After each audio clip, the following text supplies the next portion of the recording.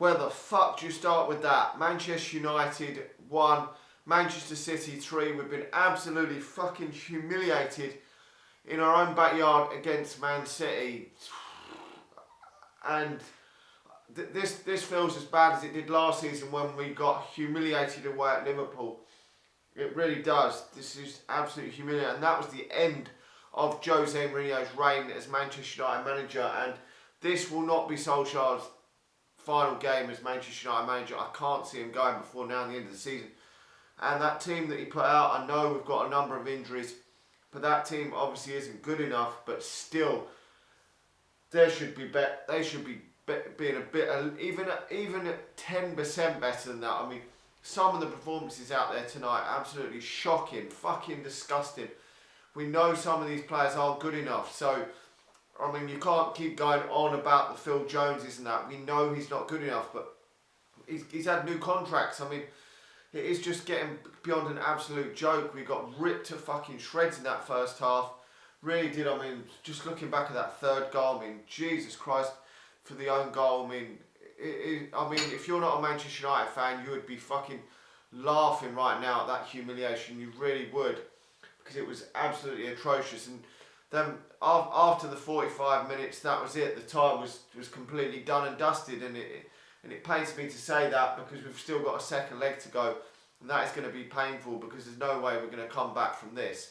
There really isn't. I mean, second half we haven't conceded, and we've won the second half 1-0 after losing the first half 3-0, but that has only just masked over the shit that Manchester United have produced again tonight. I mean, we've been so inconsistent all season, but that was absolutely fucking horseshit. It really was.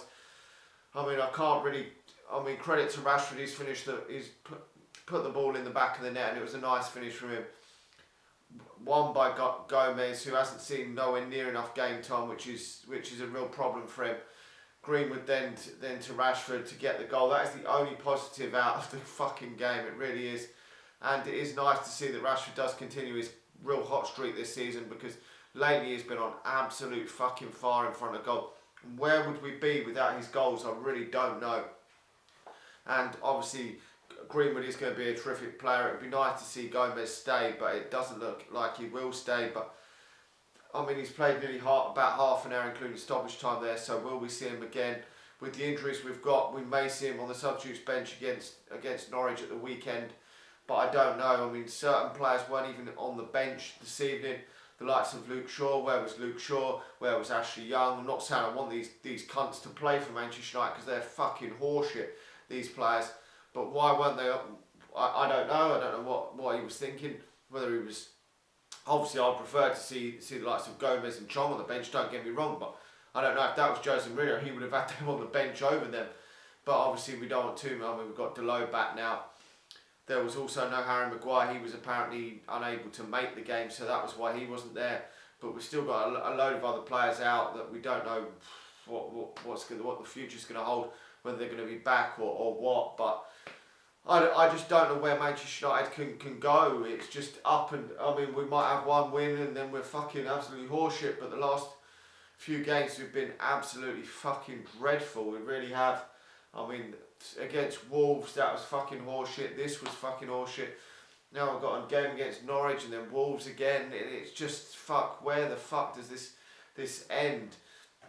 Under Solskjaer, I mean, I've not been moaning for the manager's head, because I just know that even if Manchester United get rid of him, it's only going to be a schmidget better.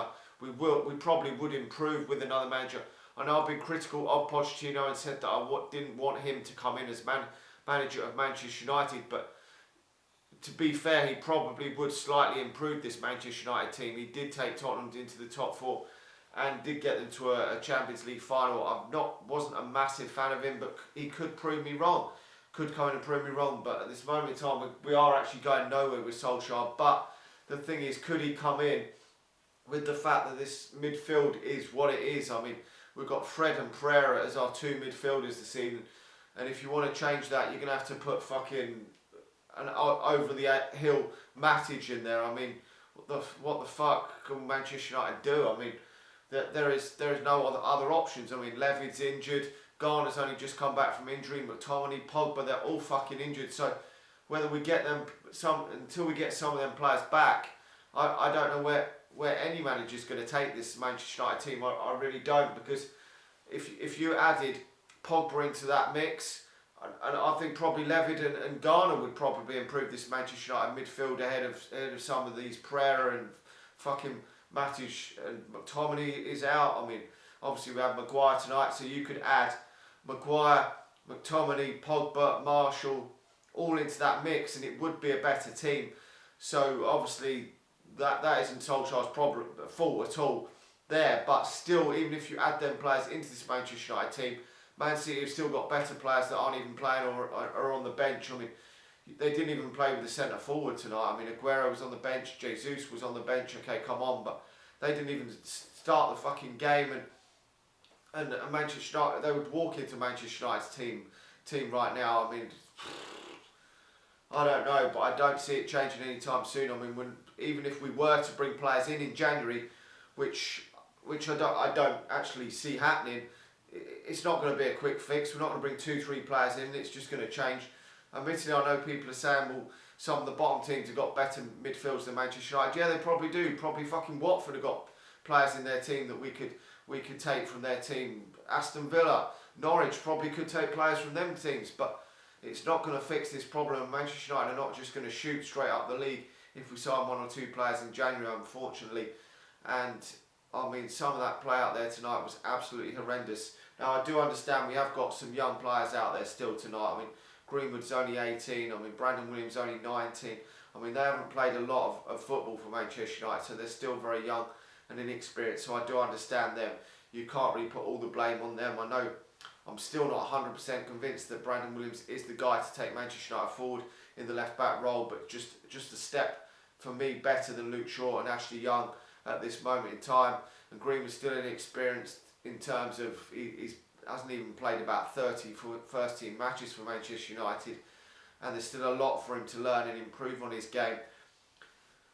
I don't know, what do you guys think? Should we now get rid of, I mean, I know a lot of you think that we should get rid of Solskjaer, but to think, I mean, we may go on a run and win a few games like we did under Solskjaer, probably not as good as that, because the team is a lot weaker this time around if we sack him and bring someone else in. But to be honest, I think that this season is just going down the fucking toilet bowl. I really do.